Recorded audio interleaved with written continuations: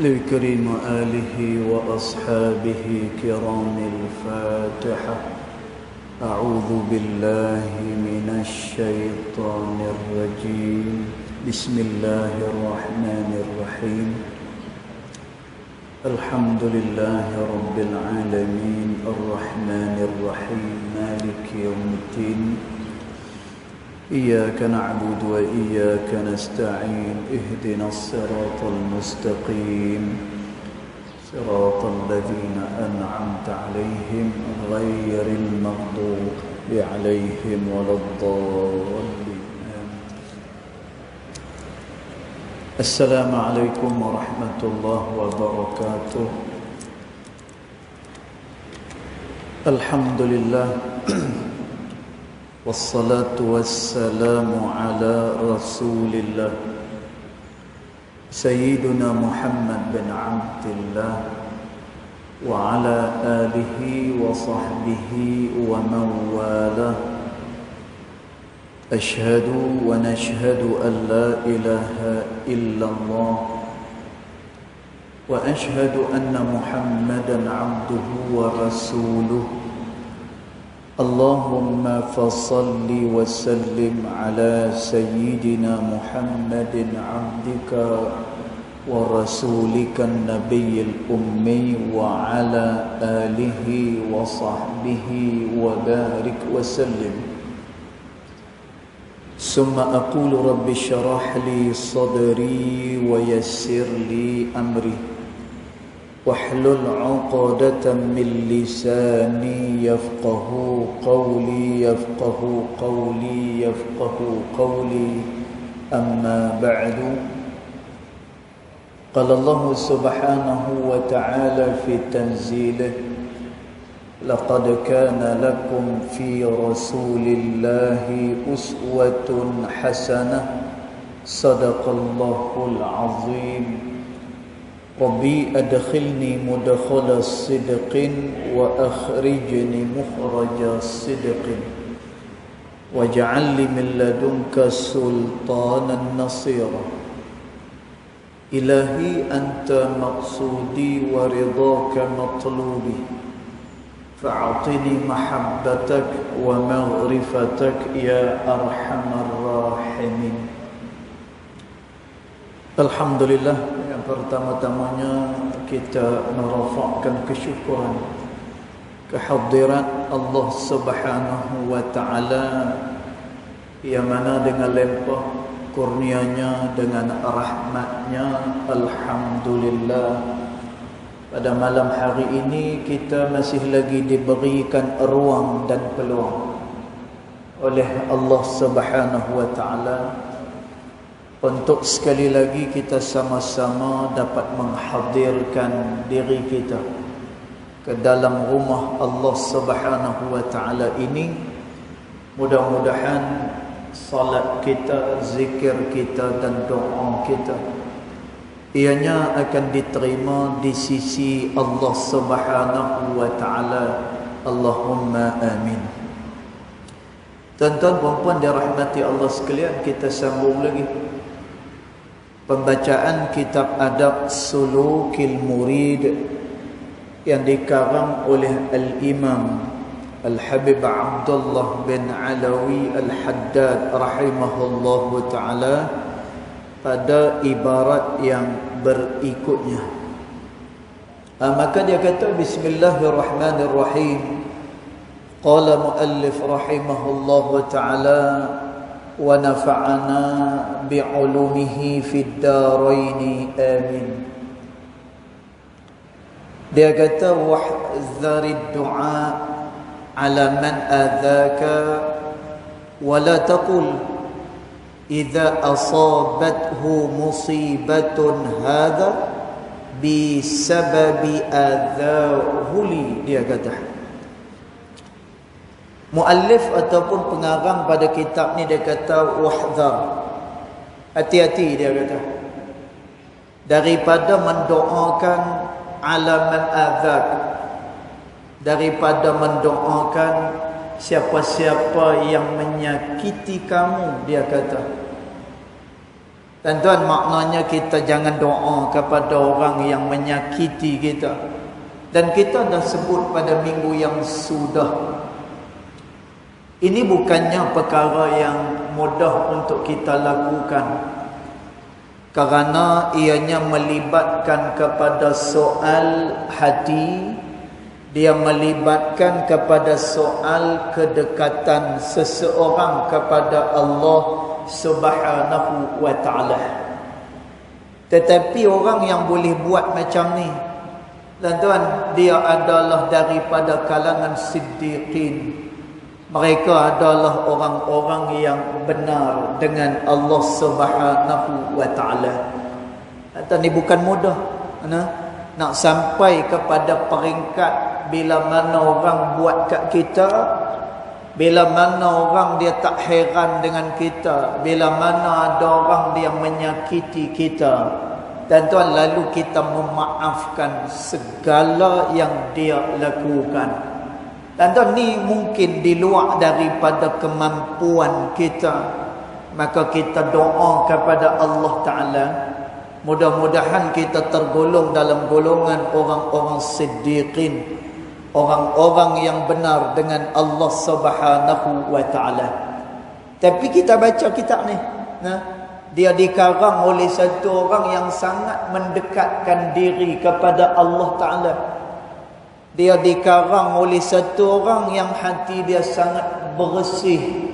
Tuan-tuan, dia ajak pada kita, dan inilah akhlak baginda Nabi sallallahu alaihi wasallam.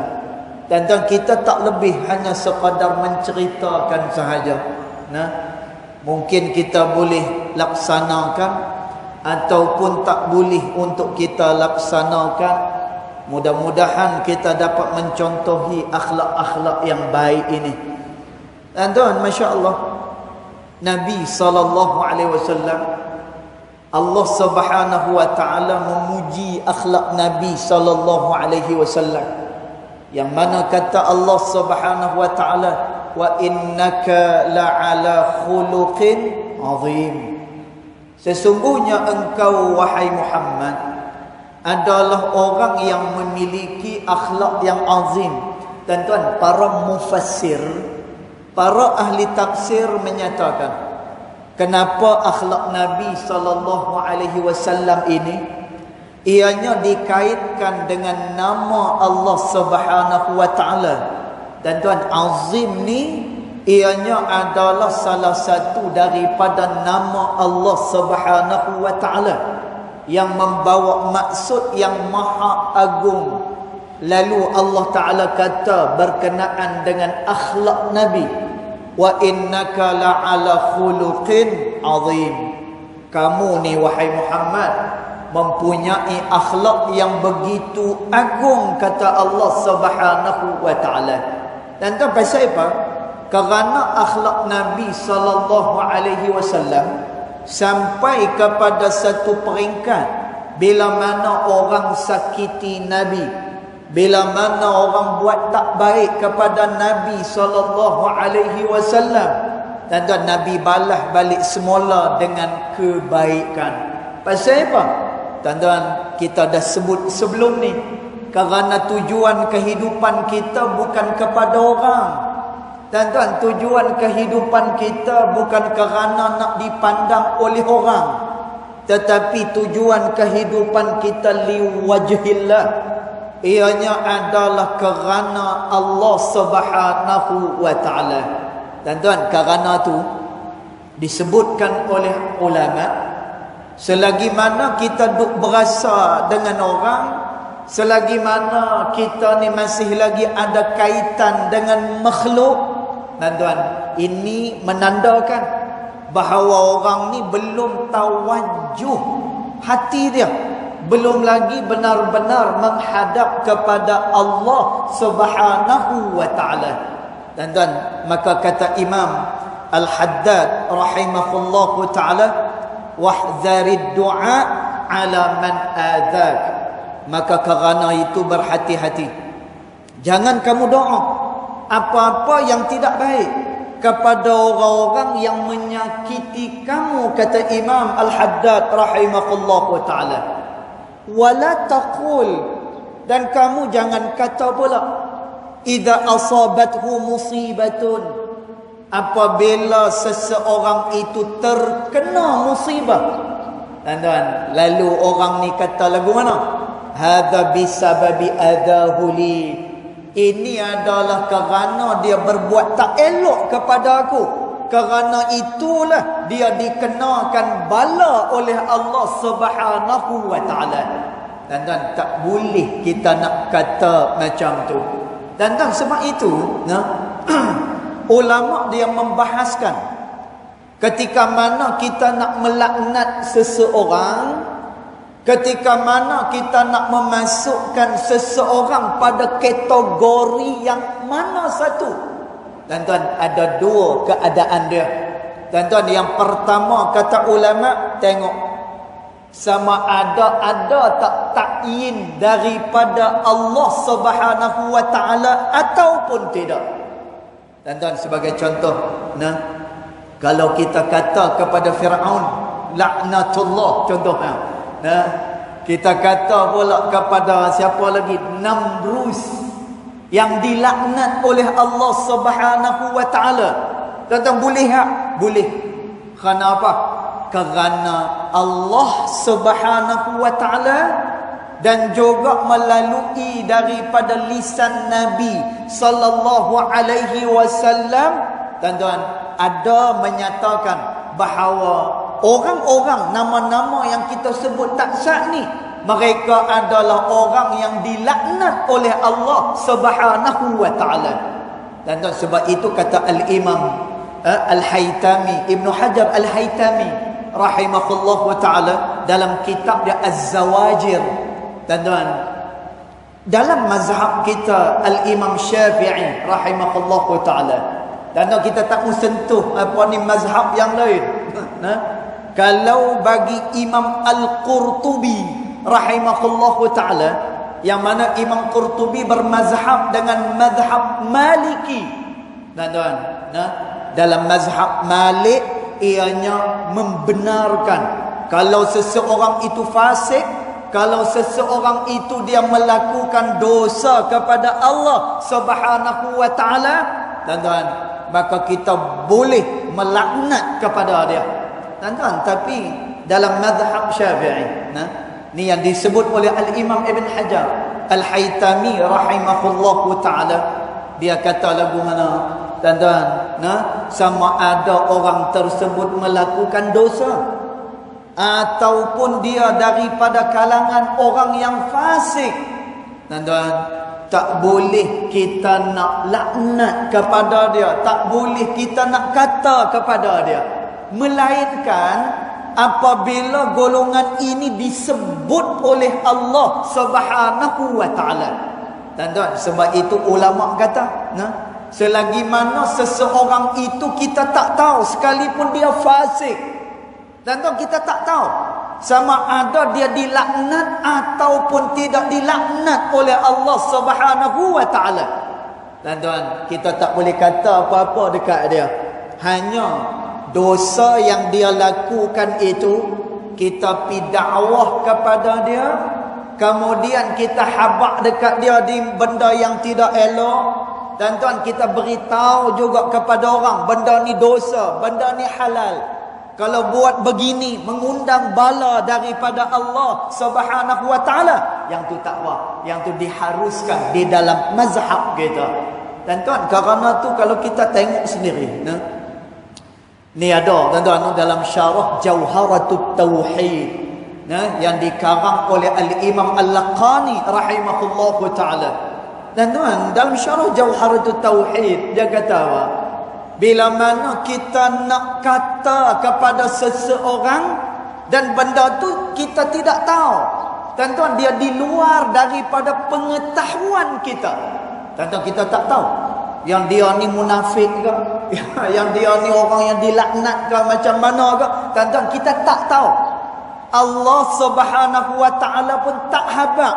Cumanya banyaklah daripada hadis-hadis Nabi sallallahu alaihi wasallam menceritakan tanda-tanda secara umum. Tuan-tuan, yang tu cara umum. Kerana tu ulama menyebut, kalaulah dikatakan secara umum, maka dibenarkan pada syarak. Contoh, tuan-tuan, bila kita kata macam tak sah ni, jangan tuan-tuan kita buat maksiat. Nanti bila kita buat maksiat akan diperhina oleh Allah Subhanahu wa taala. Tuan-tuan, betul tak benda tu? Benda tu betul. Tuan-tuan, tapi ketika mana kita nak takyinkan, kita nak tentukan bahawa orang ni ahli neraka Allah taala, orang ni adalah orang yang dilaknat oleh Allah taala, tuan-tuan, benda yang ghaibi yang kita tak nampak, maka ulama kata dia perlu kepada dalil.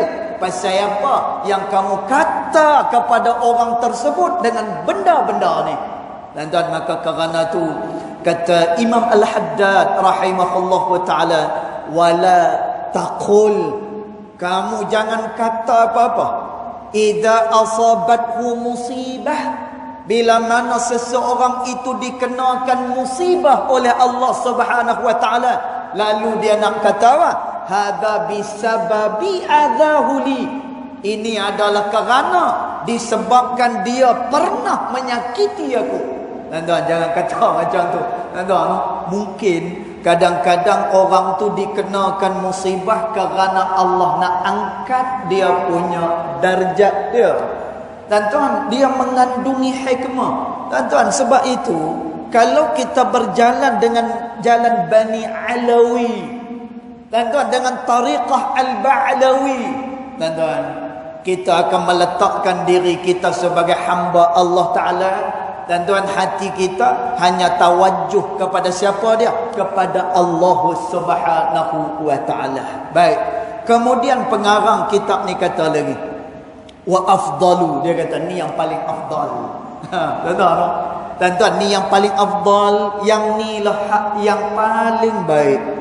Wa afdalu minas sabri 'alal adha al-afwu 'anil mu'dhi. Allahu akbar. Tuan-tuan, saya hanya boleh bacakan sahaja untuk tuan-tuan.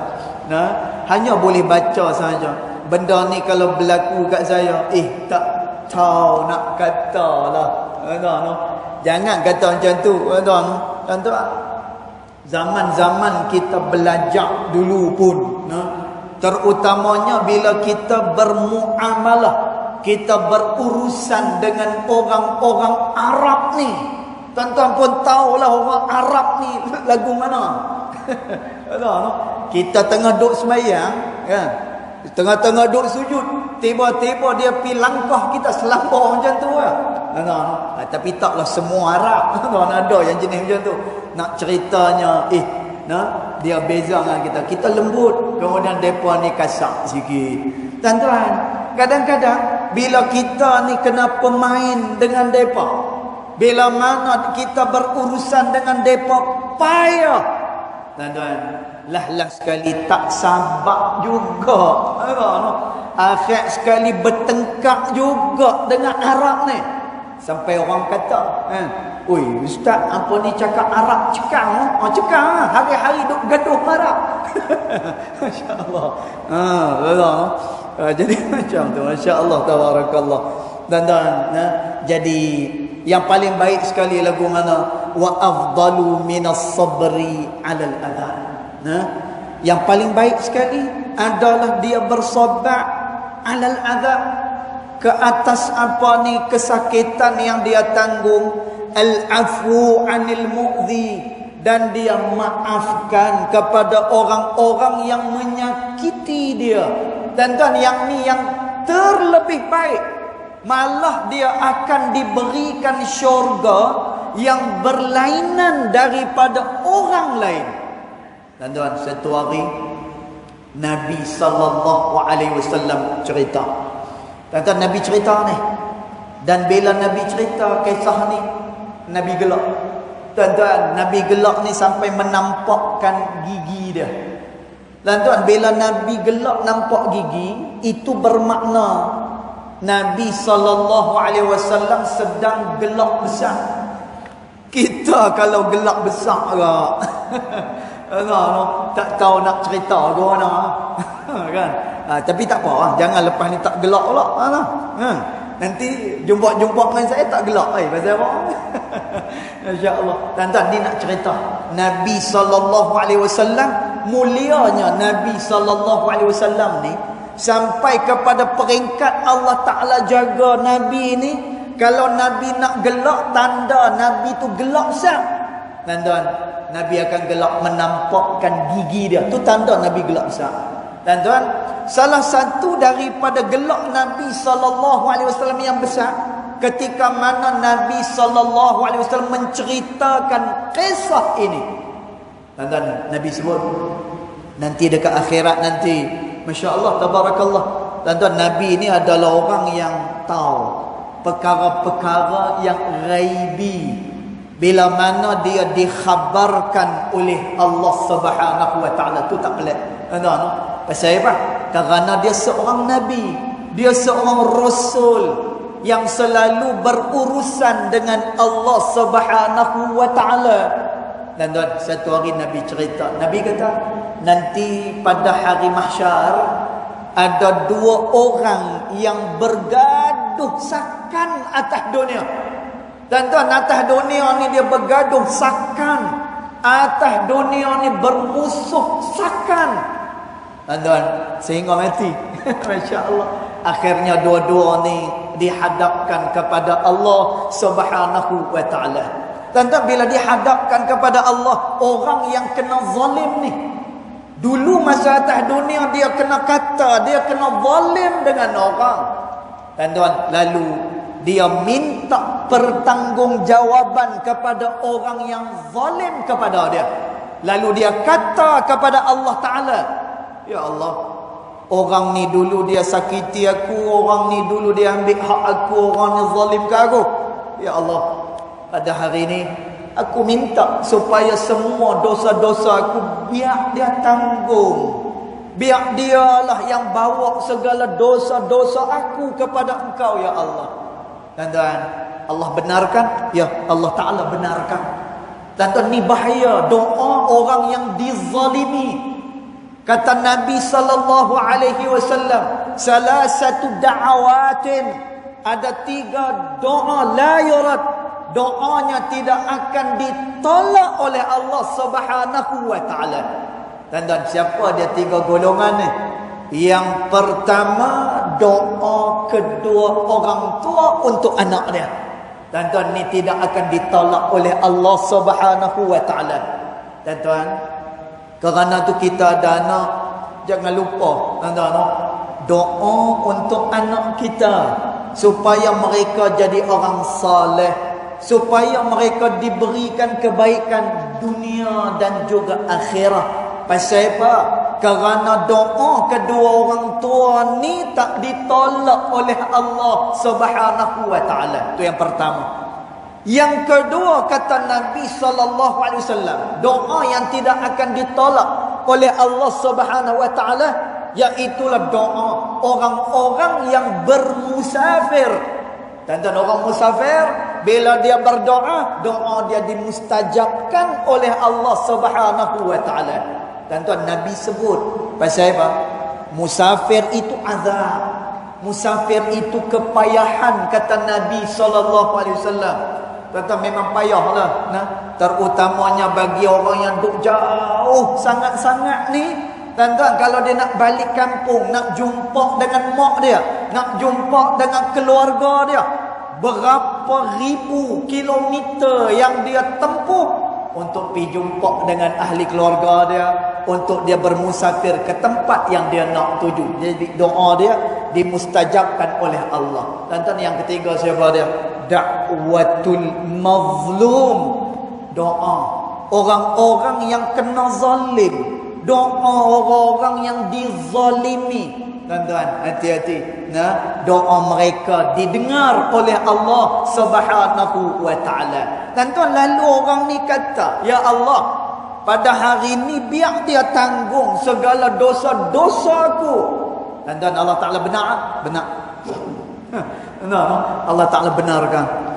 Lalu tuan-tuan, dosa dia pun keluar. Lalu orang yang menzalimi dia tanggung. Tuan-tuan, kemudian Allah Ta'ala nak hiburkan. orang yang kena zalim ni, kata Nabi sallallahu alaihi wasallam. Dan tuan, kata Nabi sallallahu alaihi wasallam, akhirnya orang yang kena zalim ni dibawa oleh Allah Taala pergi ke satu tempat. Lalu dibuka tempat tu. Bila dibuka tempat tu, indah sangat-sangat tempat tu. Tuan-tuan, tempat itu bangunannya terdiri daripada permata-permata. Ni bangunan tu.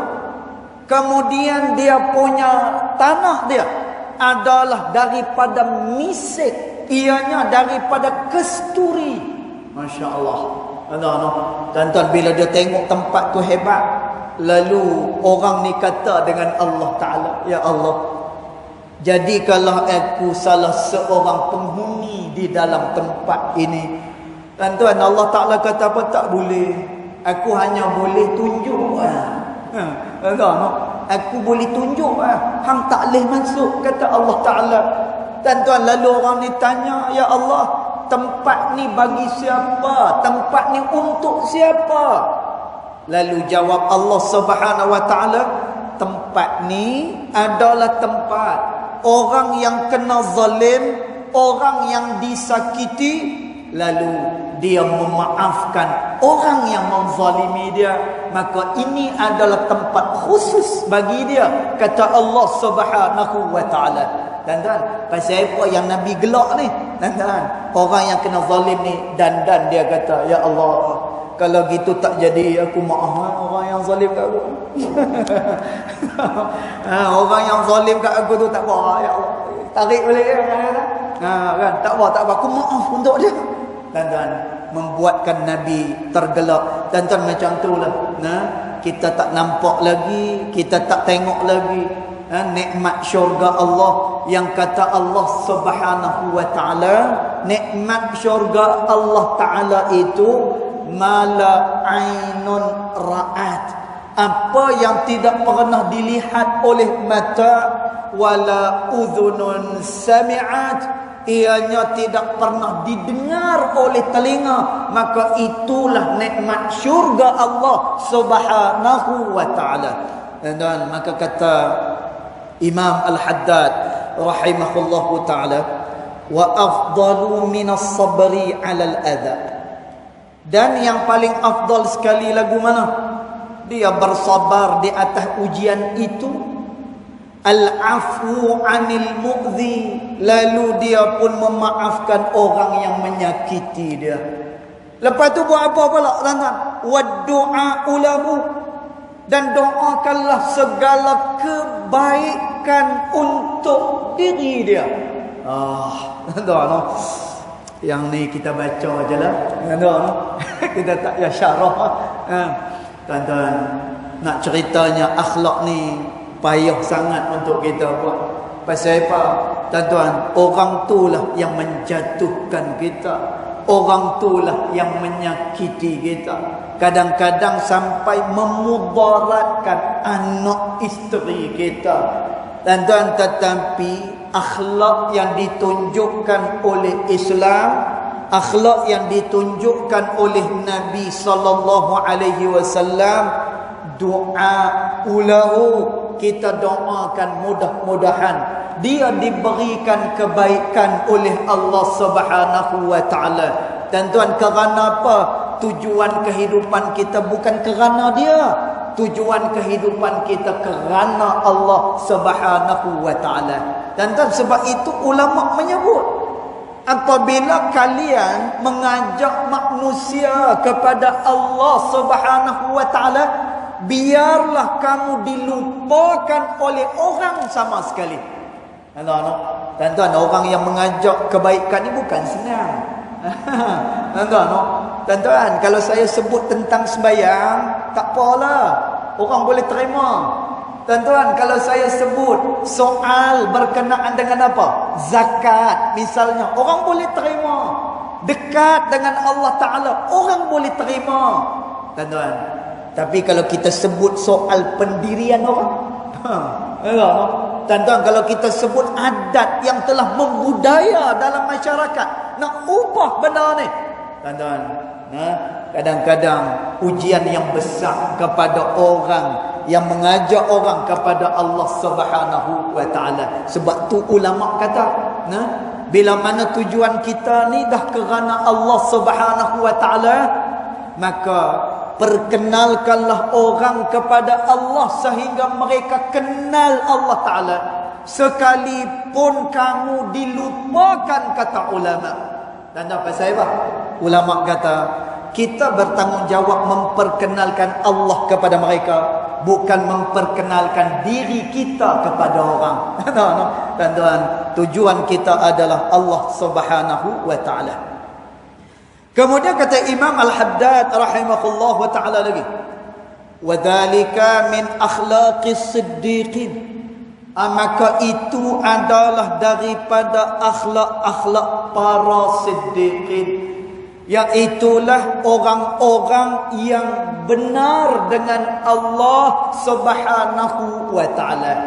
Dan tuan, ciri orang yang benar dengan Allah taala ni, dan tuan, dia akan mengikuti apa yang diperintahkan oleh Allah, dan dia akan menjauhkan diri daripada perkara yang dilarang oleh Allah Subhanahu wa taala.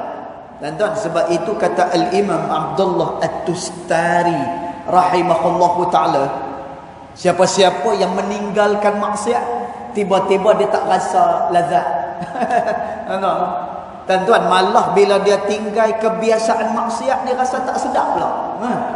Dia duk berasa macam janggal. Biasa aku duk buat benda ni tak buat, nak jadi baik lagu mana? Dia tak. Dan tuan, kata Imam Abdullah At-Tustari rahimahullah ta'ala, kalau dia ada rasa tak seronok macam tu, ini menandakan, ini alamat bahawasanya dia tinggalkan maksiat itu bukan lagi ikhlas kepada Allah Subhanahu wa ta'ala. Dan tuan, kalau dia ikhlas sungguh, dia meninggalkan apa yang dilarang oleh Allah Ta'ala itu dalam keadaan lazat, dan dia akan suka dengan apa yang diperintahkan oleh Allah Subhanahu wa taala. Dan ini siddiqin, orang-orang yang benar dengan Allah Subhanahu wa taala. Kemudian dia kata lagi, wa'udda a'radal khalqi anka ni'matan 'alaika min rabbik. Dan kata Imam Al-Haddad rahimahullahu taala, dan sekiranya kalaulah seluruh makhluk itu lari daripada engkau, dia kata. Dan tuan, maknanya orang tak mau dekat dengan kita, orang benci dengan kita. Imam Al-Haddad kata apa? Ni'matan 'alaika min rabbik.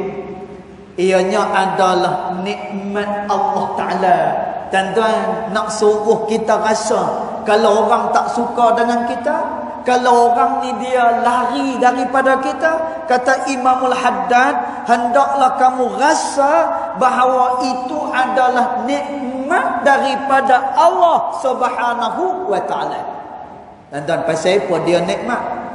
Tuan-tuan, pasal apa nikmat? Tuan-tuan, masya-Allah, tabarakallah. Nah, orang-orang yang bila mana tujuan dia adalah Subhanahu wa taala, selalu akan mengeluarkan aura yang positif. Bila mana dia selalu berbaik sangka dengan Allah Subhanahu wa taala. Dan tuan, sebab itu kata Imam Syafi'i rahimahullahu taala, orang yang bermasalah, pasal apa masalah dia jadi berat? Kerana dia menumpukan kepada masalah itu. Dan tuan, dia tengok kepada masalah memang berat. Memanglah dia berat. Pasal apa? Dia ujian daripada Allah Subhanahu wa taala. Dan bila mana masalah ni diletakkan atas batang tengkuk kita, dan tuan, dia berat. Ujian ini berat. Melainkan siapa? Orang-orang yang siddiqin. Dan tuan, Imam Ghazali rahimahullah wa ta'ala sebut dalam kitab dia Ihya'u Ulumuddin. Dan tuan, kata Imam Ghazali rahimahullah wa ta'ala, orang yang boleh lepas dengan ujian Allah Orang yang boleh meninggalkan perkara yang dilarang oleh Allah Ta'ala. Tuan-tuan, siapa dia yang boleh tinggalkan yang dilarang oleh Allah ni? Tuan-tuan, siapa dia orang yang akan lepas daripada ujian Allah Subhanahu Wa Ta'ala? Orang saleh? Salah. Tuan-tuan, bukan orang saleh. Habis itu siapa dia? Tuan-tuan, Imam Ghazali kata siddiqin, iaitulah orang-orang yang benar dengan Allah Subhanahu Wa Ta'ala. Tuan-tuan, mereka lah orang yang akan lepas dengan ujian Allah. Tuan-tuan, mereka lah orang yang akan lepas daripada apa? Meninggalkan perkara-perkara yang dilarang oleh Allah Subhanahu Wa Ta'ala. Tuan-tuan, sebab itu Imam Syafi'i kata, jangan pandang pada masalah tu, tetapi kita pandanglah kepada apa? Kekuasaan Allah Subhanahu Wa Ta'ala. Tuan-tuan, ramai di antara ulama-ulama salaf yang terdahulu, tuan-tuan, mereka dikenakan macam-macam tekanan dan juga ujian daripada Allah Subhanahu Wa Ta'ala. Tuan-tuan, ada yang dipenjara, tapi dalam penjara siap kitab satu. Tuan-tuan, masuk penjara, tapi boleh siapkan kitab dalam penjara. Tuan-tuan, Imam Ahmad bin Hanbal pernah tak dibenarkan mengajar, tetapi akhirnya mengeluarkan seorang murid yang sangat hebat di dalam mazhab Hanbali. Tuan-tuan, Masya Allah. Tu dalam keadaan tak dibenarkan mengajar. Nampak tak? Maknanya apa, tuan-tuan? Bila mana orang ni tujuan kehidupan dia adalah Allah Subhanahu Wa Ta'ala, ada sahaja kebaikan-kebaikan yang diberikan oleh Allah Ta'ala kepada dia. Tuan-tuan, maka tengok, kata Imam Al-Haddad rahimahullahu ta'ala, bila orang dah tak dekat dengan kamu, orang dah tak suka dengan kamu, kamu kena ingat yang ni nikmat daripada Allah Ta'ala. Tuan-tuan, nikmat lagu mana? Dia kata, fa innahum law aqbalu alaik, kalaulah orang-orang ni suka kat kamu, kalaulah orang-orang ni semua berkerumun pada kamu, rubbama syaghaluka an ta'atih, berkemungkinan mereka ini akan menyibukkan engkau daripada taat dengan Allah Subhanahu Wa Ta'ala. Kita kalau dah orang apa ni mai rumah kita, takkan nak halau macam tu, melainkan hati dia kuat, hati dia kering, tak apa. Tuan-tuan, ada seorang ulama di Jordan. Bila orang telefon dia, bila orang telefon dia, nanti isteri dia akan angkat. Isteri dia angkat, nanti orang tanya, "Wena Syekh?" Mana dia Syekh? Mana dia? Aku nak cakap dengan dia. Dan tuan, isteri dia kata apa? "Asy-Syekh fil maktabah." Syekh sekarang ni ada dekat maktabah dia. Kamu tawasul ba'da sa'ah atau ba'da sa'atin. Kamu telefon balik semula, lepas sejam atau 2 jam telefon balik semula. Tuan-tuan, telefon balik semula, lepas 2 jam telefon. Bila telefon, tuan-tuan, isteri dia kata, Syekh masih lagi ada dekat dalam maktabah dia, dalam library dia, tak keluar lagi. Nanti lepas sejam 2 jam telefon pula. Tuan-tuan, telefon lagi, ada dekat dalam library lagi ulama ni. Tuan-tuan, kalau kita ni 3 kali dah benda yang sama, sangka buruk terus, sangka buruk terus. Yo, ke dalam library, entah buat apa, makan darian bah. Masya-Allah. Tuan-tuan, akhirnya habis, orang tak suka dengan kita. Kita pula jenis cepat koyak pula lagi. Masya-Allah. Jadi kerana tu kata Imam Al-Haddad rahimahullahu taala, "Lau aqbalu alaik", kalau mereka ni berkerumun pada kamu, rubbama syaghaluka an ta'atih, mungkin mereka ni menyibukkan kamu daripada taat dengan Allah Subhanahu wa ta'ala. Tetapi kata Imam Al-Haddad, fa ini batulita bi iqbalihim wa ta'zimihim wa thanaihim wa taraddudihim alaika, dia kata, tetapi kalaulah engkau diuji, Orang suka kepada engkau, orang membesarkan engkau, orang memuji engkau, dan orang semuanya rujuk kepada engkau, kata Imam Al-Haddad.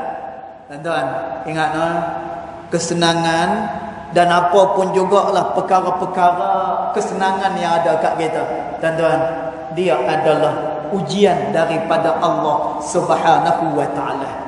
Dan tuan Imam Al-Ghazali rahimahullahu taala kata, pujian dan juga cacian adalah lebih baik cacian daripada pujian. Dan tuan, kerana apa? Kalau orang puji kita, kita dok berasa kita perfect, kita akan dok rasa kita sempurna dah. Tapi kalau orang dok hina kita, mungkin kita akan cari di mana kesilapan dan juga kesalahan kita. Dan tuan, demikian juga kata ulama, antara kesempitan hidup dengan kekayaan, kesempitan hidup itu jauh lebih baik kalau dia diuji oleh Allah Ta'ala. Dan tuan, kenapa? Kalau dia sempit, dia akan kenal kepada Allah Ta'ala, dia akan senantiasa munajat dengan Allah Subhanahu wa Ta'ala. Tapi kalau dia senang, dan kadang-kadang dia duk berasa dia senang ni kerana mendapat nikmat daripada Allah Subhanahu wa taala, padahal itu adalah kemurkaan Allah Subhanahu wa taala, wal a'yazu billah. Dan maka kerana itu kata Imam Al-Haddad rahimahullahu taala, kalau engkau diuji dengan orang yang membesarkan engkau, memuji engkau dan suka pada engkau, fahzar, hati-hati, dia kata. Tuan-tuan, yang ni hati-hati. Min fitnatihim, daripada fitnah mereka. Washkurillah, dan bersyukurlah kepada Allah Ta'ala, alladhi satara masawika anhum, kerana Allah Ta'ala telah menutup segala keburukan kamu daripada mereka, kata Imam Al-Haddad rahimahullahu ta'ala. Dan tuan, ketika mana kita diuji oleh Allah Ta'ala, orang memuliakan kita dan sebagainya, dan tuan, jangan beranggapan yang kita ni dimuliakan oleh Allah Subhanahu wa ta'ala, kerana kita tidak pernah dihantar statement oleh Allah Ta'ala.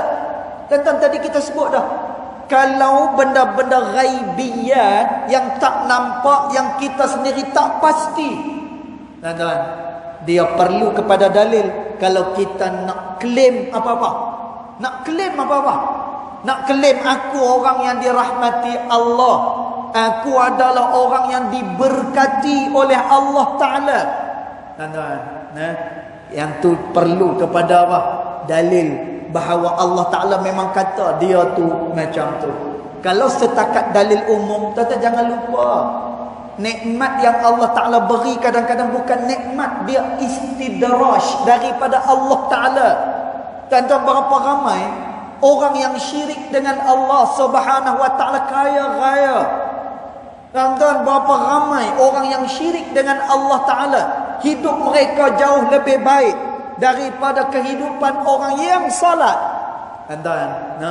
Tapi adakah mereka baik? Tidak sama sekali. Mereka buat jenayah yang paling besar. Apa dia?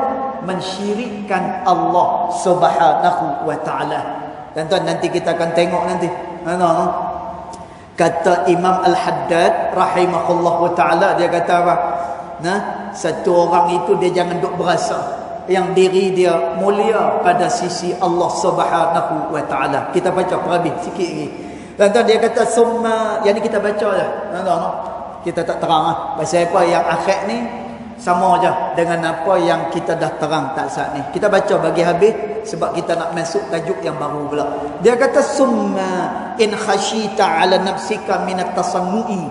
Kemudian kalau engkau takut diri engkau itu hanya sekadar berlakon-berlakon, wa tazayyuni lahum, dan kamu hanya sekadar berpura-pura dengan mereka, wal istighali anillah, dan kamu rasa mereka ni orang yang menyibukkan kamu daripada Allah Ta'ala bimukhalatatihim, kerana percampuran dengan mereka. Dan Imam Al-Haddad kata fa'tazilhum, jauhkan diri daripada mereka.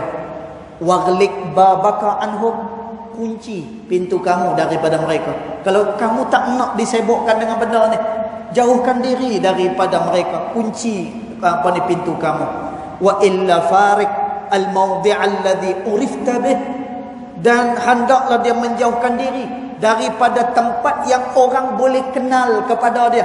Ila mawdi'in la tu'rafu fih, pilah dia ke tempat yang orang tak kenal dengan dia.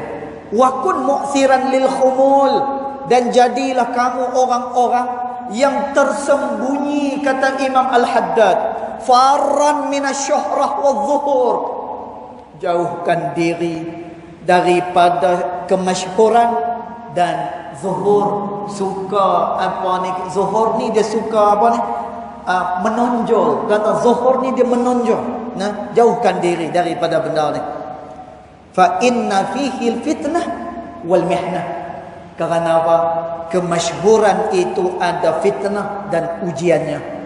Qala ba'du salaf, dan telah berkatalah sebahagian daripada ulama salaf, wallahi ma sadaqallah, demi Allah, kata ulama salaf, orang ni tak benar dengan Allah Ta'ala, illa ahabba alla yush'ara bimakanihi, ketika mana dia duk berasa dia punya kedudukan dia, yang dia telah dimuliakan oleh Allah Subhanahu wa Ta'ala.